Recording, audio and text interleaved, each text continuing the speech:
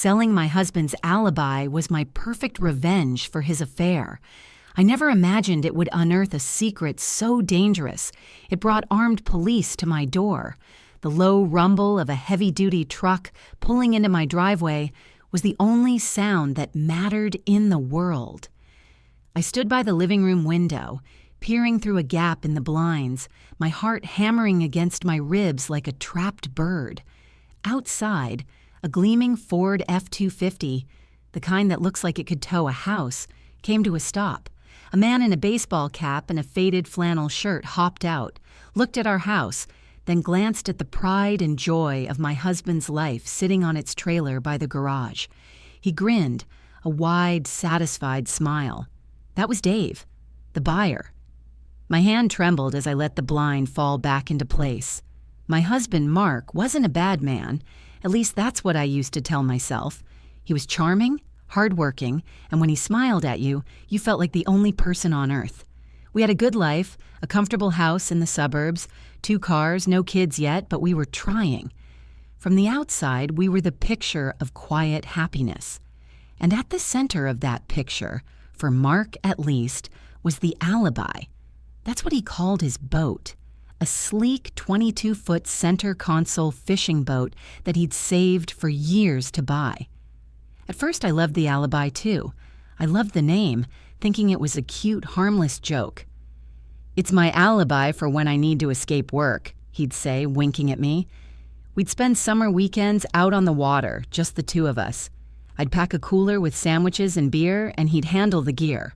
We wouldn't catch much, but that was never the point. The point was the sun on our skin, the salty air, the feeling of being away from everything. It was our thing. But over the last 2 years, it stopped being our thing and started being his. The invitations became less frequent, then stopped altogether. His fishing trips became a ritual, a sacred event that I was no longer a part of. Every other Friday, like clockwork, he'd come home from work, kiss me on the cheek, and say, "Gotta get the boat ready for an early start, babe." He'd spend the evening meticulously cleaning his rods, organizing his tackle box, and checking the weather reports. It was always a guy's trip now. His friends, Tom and Gary, were supposedly his regular crew. "You'd be bored, honey," he'd say dismissively, if I even hinted at wanting to go. "It's serious fishing. Up at dawn, out all day, it's not relaxing." I tried to be the supportive wife. I'd wake up with him at 4 a.m., make him a thermos of coffee, and watch from the doorway as he hitched the alibi to his truck and drove off into the pre-dawn darkness. He'd be gone the entire weekend, returning Sunday evening exhausted but happy. He'd smell of salt, beer, and bait.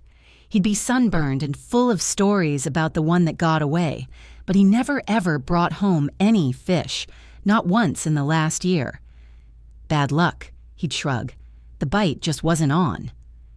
The first real crack in the facade appeared 3 months ago.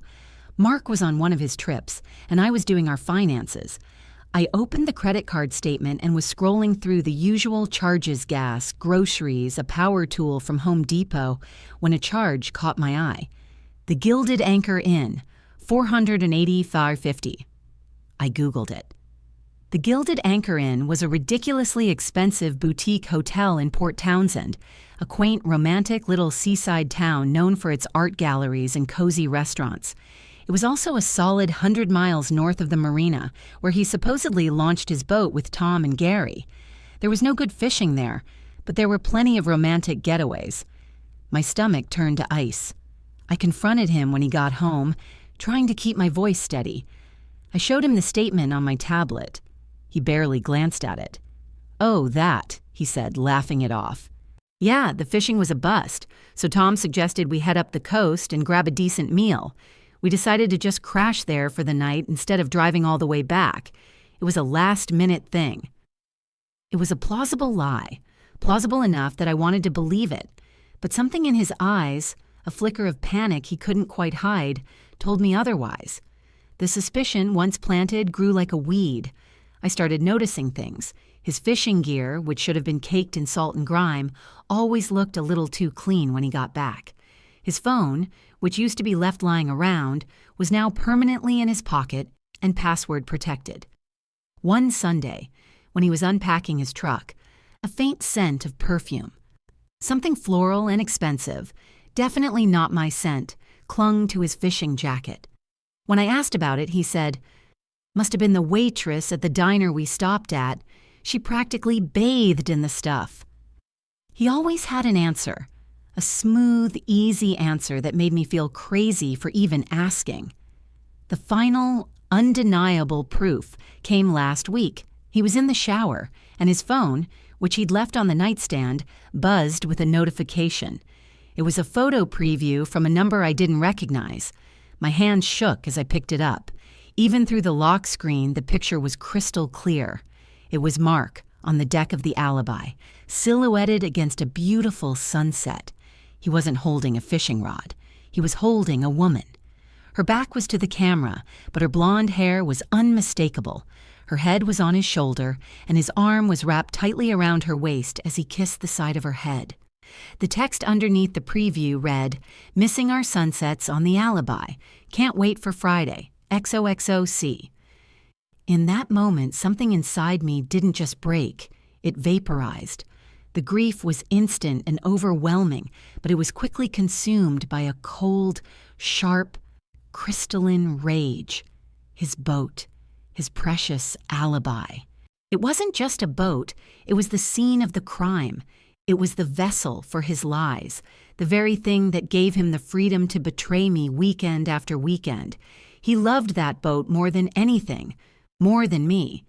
And I decided, standing there in the quiet bedroom with his betrayal glowing on the screen, that he wasn't going to have it anymore. The next morning, after he left for his fishing trip with C, I went into his office. The boat title was in the filing cabinet, right where he said it would be, and just as I remembered, my name was on it right alongside his. We'd bought it together back when it was our boat. That was his mistake.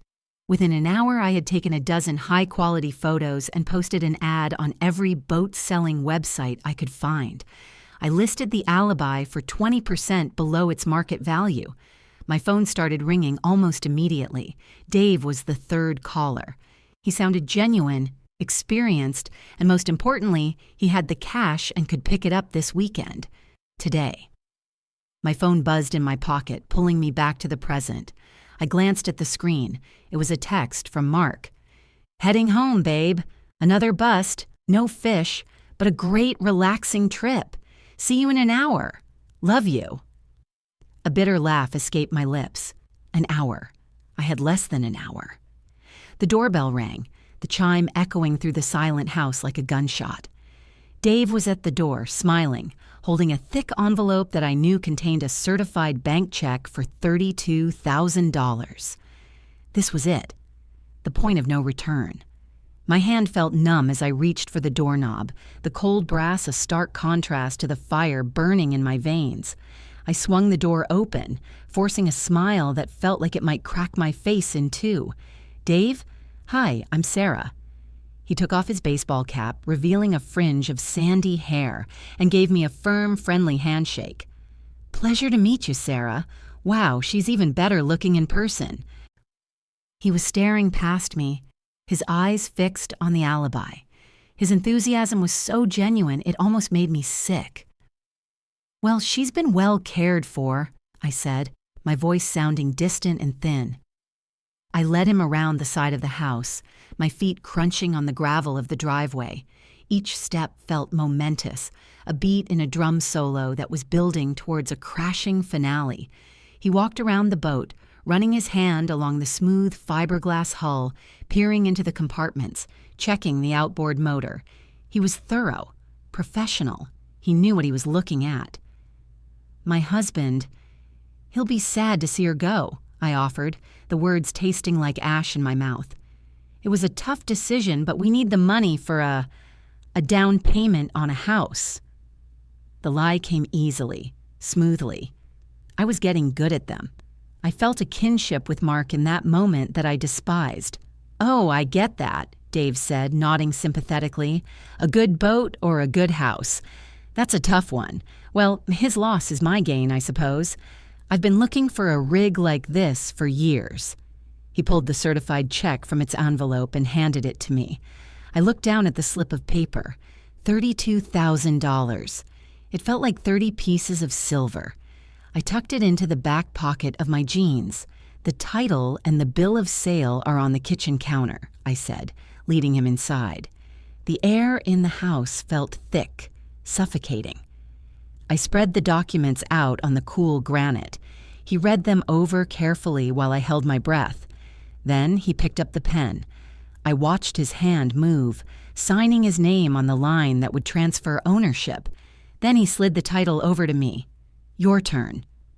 My signature, usually a quick, fluid scrawl, came out shaky and jagged. It was the signature of a stranger. With that single act, it was done. The alibi was no longer ours. It was his. I handed him the keys. There were 2 sets, one for the ignition and one for the lock on the trailer hitch. The little key ring had a cheap plastic marlin on it that I'd bought for Mark on one of our first trips together. A wave of nausea rolled over me, but I pushed it down, turning it into something hard and cold. The next 20 minutes were a blur of mechanical noises. The groan of the trailer jack, the loud, definitive clank of the hitch locking onto the ball of his truck, the rattle of the safety chains. I stood on the porch, arms crossed tightly over my chest, watching a stranger hook up my husband's entire world and prepare to drive it away forever. Dave went about his work with an efficient cheerfulness that grated on my raw nerves. He checked the lights, kicked the tires, and gave me a final beaming thumbs up. "All right, Sarah, all set. It was a real pleasure doing business with you. You tell your husband I'll take good care of her." He climbed into his truck, started the massive engine, and with a final wave, he pulled out of my driveway. I watched the alibi disappear down the street, its white hull gleaming in the afternoon sun until it turned the corner and was gone. The silence it left behind was deafening. There was just an empty space on the lawn, a faint impression in the grass where the tires had rested for 2 years, the ghost of a boat, the ghost of a marriage. The check in my back pocket suddenly felt heavy, real. It wasn't about the money. It was about the statement. It was about taking away his alibi, his secret playground, the one thing he treasured above me. I walked back inside, the house feeling eerily empty. I checked my phone. 40 minutes until he was due home. The rage was starting to subside, replaced by a cold, clear-headed panic. What now? What was my endgame? A screaming match? Throwing the check in his face? I walked upstairs to our bedroom, Mark's room, and my eyes landed on his closet. The neat rows of shirts, the fishing gear piled in the corner. I couldn't stay here. Not another night. I pulled my suitcase from the top of my own closet and threw it on the bed. I started pulling clothes from drawers, not caring what I grabbed. Jeans, sweaters, t-shirts. I moved on autopilot, my mind a blank slate. I was just stuffing things into a bag, the simple physical act of packing a shield against the tidal wave of what was about to happen. I zipped the bag shut and carried it downstairs, setting it by the front door. I went to the kitchen and poured myself a glass of water, my hand shaking so hard that the ice cubes rattled against the glass. I stood by the window again, the same window where I'd watched Dave arrive, and I waited. The minutes crawled by, each one an eternity. 20 minutes. 10, 5. And then I heard it. The familiar rumble of his truck's engine as it turned onto our street. My blood ran cold. He was here. Mark's silver F-150 pulled into the driveway and he killed the engine. For a long moment, he just sat there. I could see his profile through the windshield. Then his head turned towards the empty space beside the garage. His body went rigid. The casual post-trip posture vanished. He slowly opened the truck door and stepped out, his eyes locked on the patch of dead grass where the alibi was supposed to be. His face, even from a distance, was a mask of pure, unadulterated disbelief. It morphed quickly, darkening into confusion, and then into a thunderous, terrifying rage. The truck door slammed shut with a boom that made me jump. His eyes snapped from the empty spot to the house, to the front door. He knew. He didn't know how, but he knew I had something to do with it.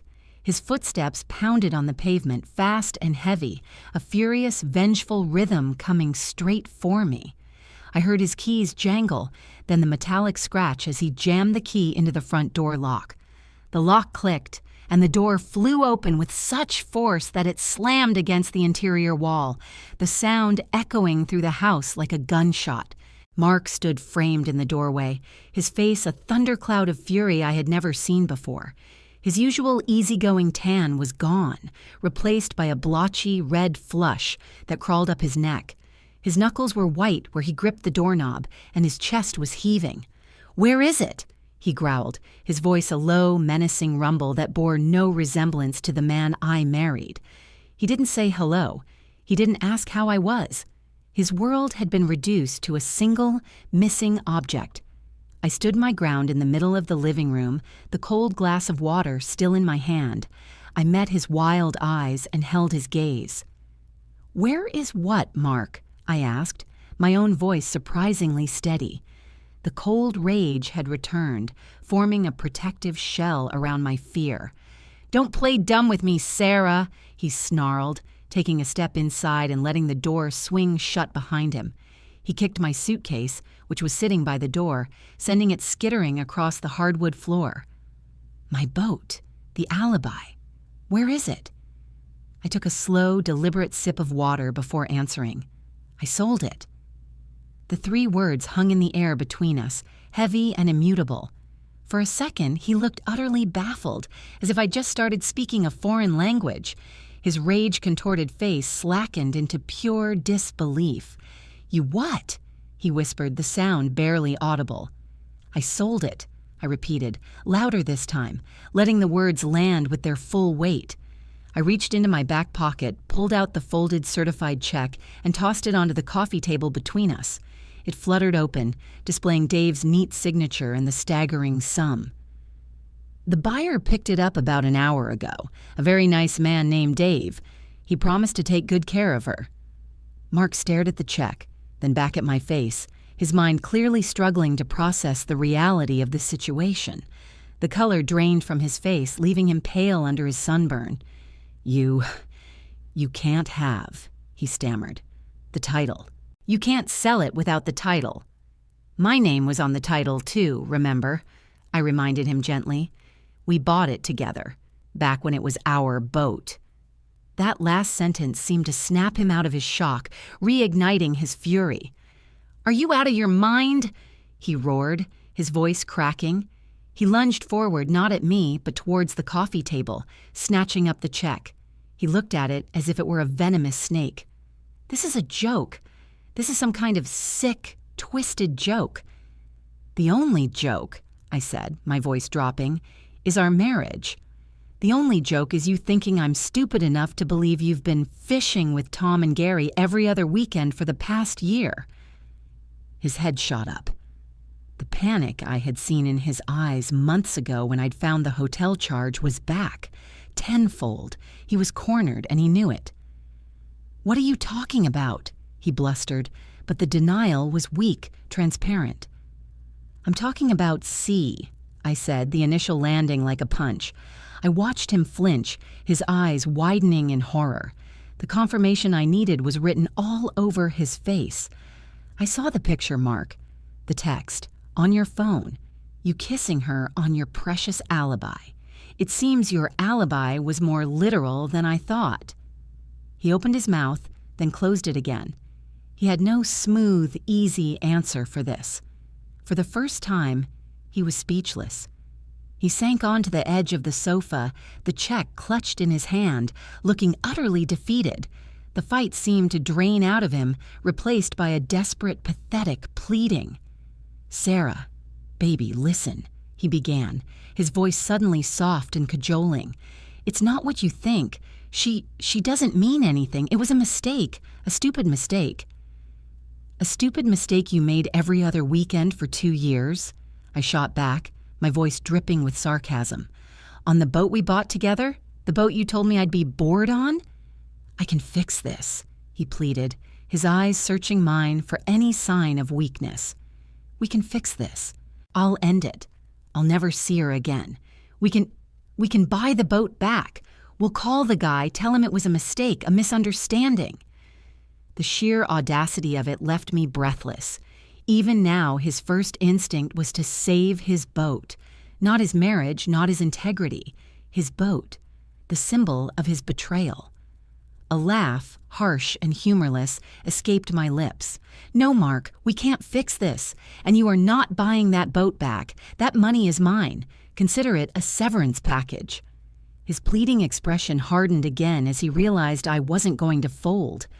"You have no right," he said, his voice low and dangerous again as he stood up. "Half of that boat was mine. Half of that money is mine." "You can talk to my lawyer about it," I said, gesturing toward my suitcase. "As you can see, I'm leaving. I'll be staying with my sister." He took a step towards me, his face contorting with a new kind of desperation. "Sarah, don't do this. Don't just walk away. Think about everything we have. Our home, our life." "You thought about our life when you were kissing another woman on our boat?" I fired back, my composure finally starting to crack. Tears pricked at my eyes, hot and angry. "You thought about our home when you were sleeping in a romantic inn with her? You destroyed this, Mark, not me." My phone, which I'd set on the kitchen counter, began to ring. The sound cut through the tense silence, sharp and intrusive. We both froze, our eyes darting towards it. The screen lit up the dimming room. The caller ID was a number I didn't recognize, but the area code was local. A sudden, chilling premonition washed over me. Mark seemed to feel it too. He looked from the phone to me, a flicker of something unreadable fear. Dread in his eyes. I walked over and answered it, putting it on speakerphone without a second thought. "Hello?" I said. "Hi, is this Sarah?" a man's voice asked. It was a familiar voice, a friendly, cheerful voice that I had just heard an hour ago. It was Dave, the buyer. "This is Dave. I bought the boat from you this afternoon." "Dave," I said, my heart starting to pound again. "Is everything all right?" "Well, that's kind of why I'm calling," he said, his tone shifting from friendly to slightly concerned. "I got her home, and I was just doing a more thorough inspection, going through all the compartments. And I found something. I think you or your husband must have forgotten it. It was tucked way back in the booze storage locker under some old life vests." There was a pause, and in the silence, I could hear Mark holding his breath. It's a duffel bag," Dave continued, his voice now laced with confusion. "And Sarah, it's full of cash." "Full of cash?" I repeated, the words feeling alien and absurd on my tongue. The speakerphone broadcasted Dave's voice into the supercharged silence of the room. Across from me, Mark's face had gone from pale to a ghastly, bloodless white. He looked like he'd seen a ghost. His eyes were wide with a terror so profound it made my own blood run cold. This was not the panic of a man caught cheating. This was something else entirely. "Yeah, a lot of cash," Dave said, his voice a mixture of awe and nervousness, "like bundled up with rubber bands. I haven't counted it. I didn't want to touch it much once I saw what it was.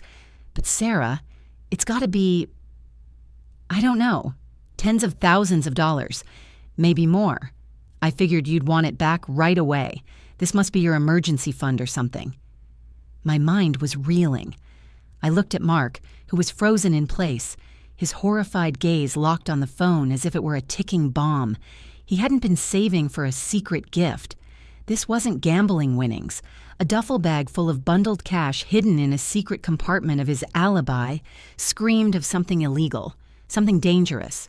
The hotel charges, the secret trips, the elaborate lies. Were they all just a cover for something far worse than a simple affair? Thank you, Dave. Thank you for calling," I managed to say, my throat tight. "That's very honest of you." "Of course. Look, I can bring it back over to you right now if you want. I'm only about 30 minutes away," he offered. Before I could answer, Mark lunged across the room and snatched the phone off the counter, his movements frantic and clumsy. "No!"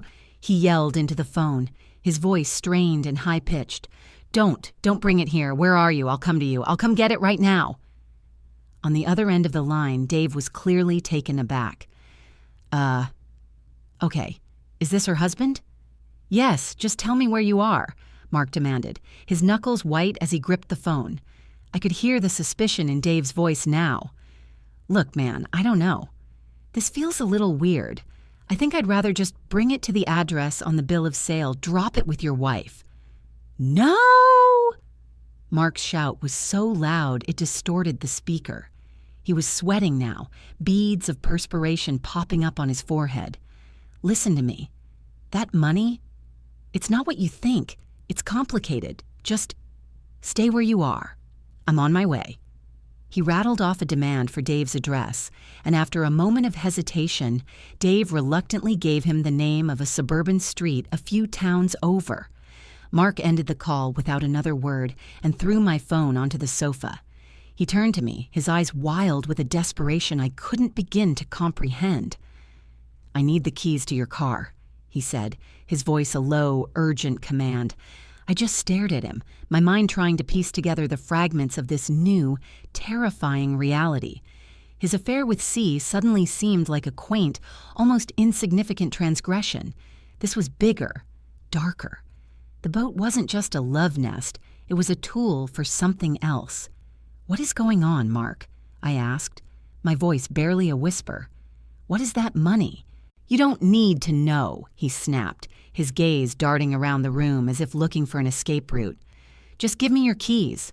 I have to get that bag." "No," I said, the word coming out with a firmness that surprised even me. The fear was still there, a cold knot in my stomach, but the shell of anger was hardening around it again. He had brought this darkness into our home, into my life, and I was done being a passive bystander. "You're not taking my car, and you're not going anywhere until you tell me what you've gotten yourself into." He took a menacing step towards me. "Sarah, I am not playing games. This is serious. People could get hurt. Give me the keys." "Whose money is it, Mark?" I pressed, standing my ground. "Is it yours? Did you steal it?" He let out a frustrated, desperate sound, running his hands through his hair. He looked trapped. "It's not mine, okay? It's not mine. I was just holding it for someone. It's a payment." "A payment for what?" My mind flashed with 100 horrible possibilities. Drugs, smuggling, something worse. The alibi. Was he using the boat to transport things? Was that why he never brought home any fish? Because he was bringing home something else entirely? "You don't want to know," he said, his voice dropping ominously. "Trust me. The less you know, the better. Now, for the last time, give me the damn keys." He lunged for my purse, which was sitting on the kitchen counter. I moved to block him, and he grabbed my arm, his grip surprisingly strong, painful. "Get off of me," I yelled, trying to wrench my arm away.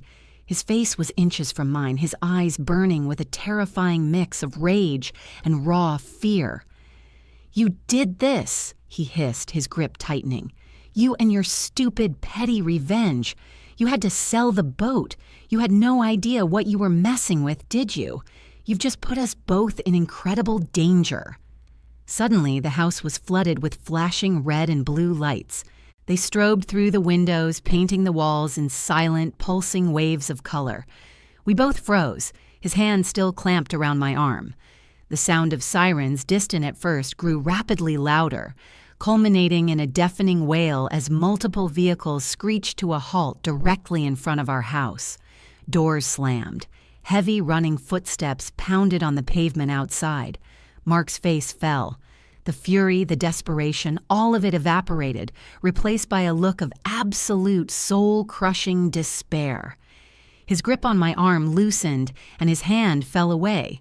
He looked at me, his eyes wide with a dawning, sickening realization. "What did you do?" he whispered, his voice hollow.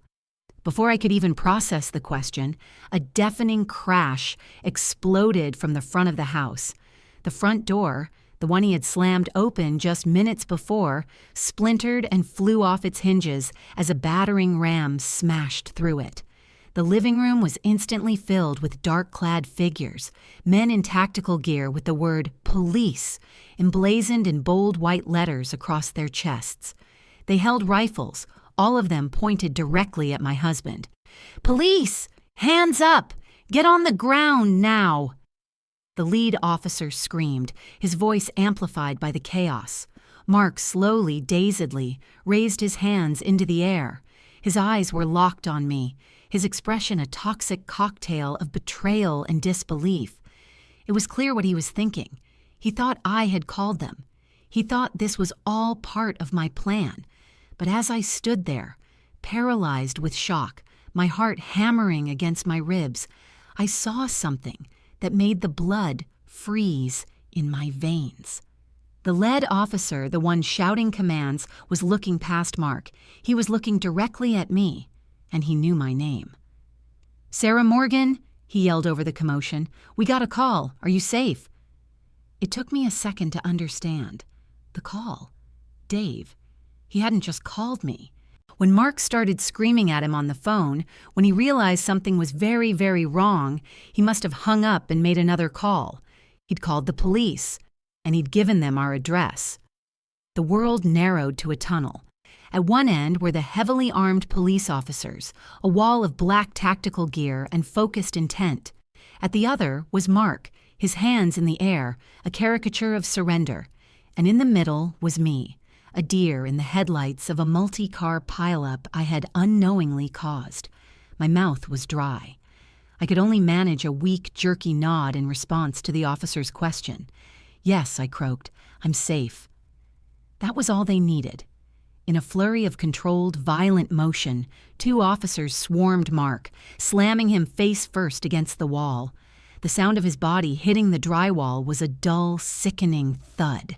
He cried out in pain and surprise as his arms were wrenched behind his back and secured with the harsh zip of plastic cuffs. They read him his rights in a clipped, impersonal monotone while he stared at the beige wall, his face a mask of utter ruin.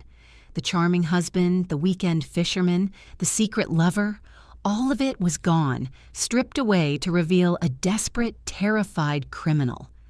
Another officer, a woman with a calm, steady gaze, approached me.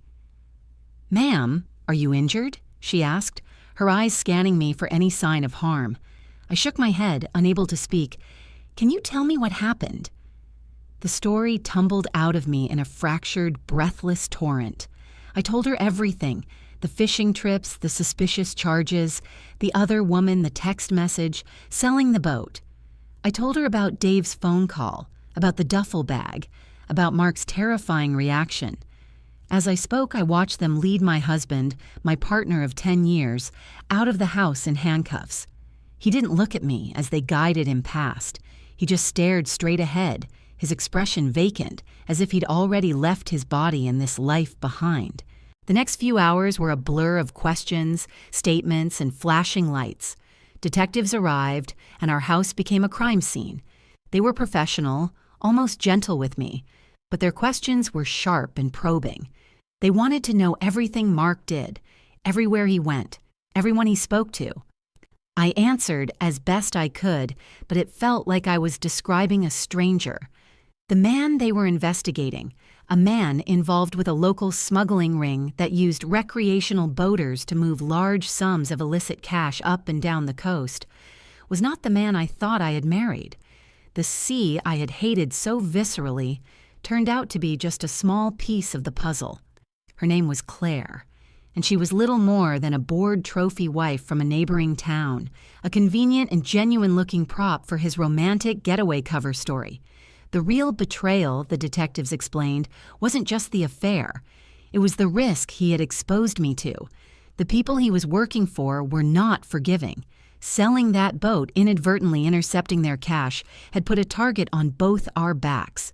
The quick response from the police, prompted by Dave's call, had very likely saved my life. Eventually, the chaos subsided. The police cars left one by one, leaving a single patrol car parked discreetly down the street. The house was quiet again, but the silence was different now. It was a hollow, echoing void. The front door was a gaping hole covered with a sheet of plywood. My suitcase still sat in the middle of the floor, a sad monument to a life that had ended just a few hours ago.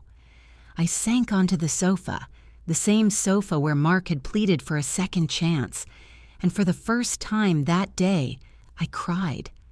I cried for the man I thought I'd married, for the love I thought we'd had. I cried out of fear for what could have happened, and out of a profound, soul-deep relief that it was over.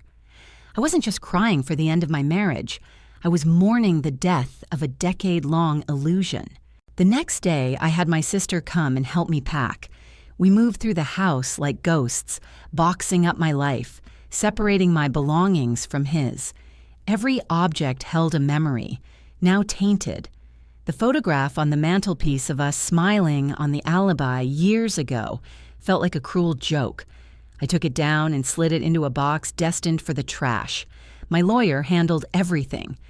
Mark, facing a slew of federal charges, was in no position to argue. He signed the divorce papers from a jail cell. He agreed to give me the house and everything in it. He knew, I think, the monumental damage he had done, the danger he had put me in. It was the last thing he would ever give me, a silent admission of his guilt. A week later, I received another call from an unknown number. It was Dave. He sounded hesitant, apologetic. "Sarah, I saw the news," he said quietly. "I am so sorry for what you're going through. I had no idea." "It's not your fault, Dave," I told him, and I meant it. "You did the right thing. You probably saved my life." There was a pause on the line. "Well," he said, his cheerful tone returning slightly, "I just wanted you to know. The alibi has a good home. I renamed her, though. I'm calling her The Truth." Seemed fitting. I laughed, a real, genuine laugh. It felt rusty, but it was there. "That's perfect, Dave. That's a perfect name." Selling the boat was an act of petty revenge, born from a broken heart. I had wanted to hurt Mark, to take away the one thing he loved more than me.